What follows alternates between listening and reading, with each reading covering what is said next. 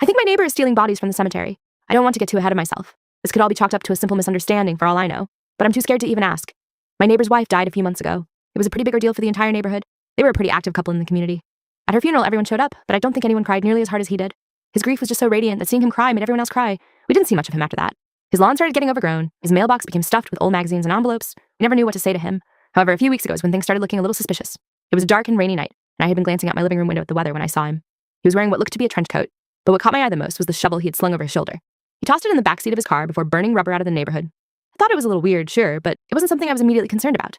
I mean, why would I be? However, the next morning, when I saw his car was now covered in mud and that a rigid-looking woman was sitting out on his front porch wearing the same black dress and face cover as his wife from the day we buried her, red flags started popping up in my brain. She never moved, not once. Well, that is until we all started to notice the smell. It was like it blanketed the entire neighborhood. I think my neighbor noticed that we noticed, and after that, I stopped seeing her out on the porch. It seemed like my neighbor was getting better, though.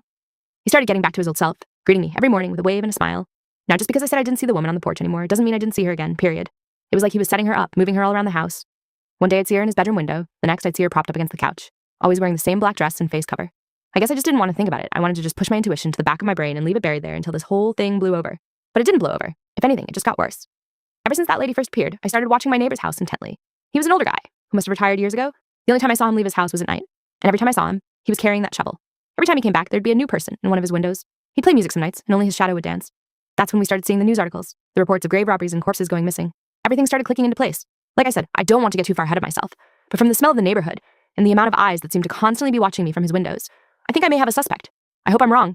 But just to be sure, I think I'm going to call the authorities tomorrow. I just want to get this whole thing sorted once and for all.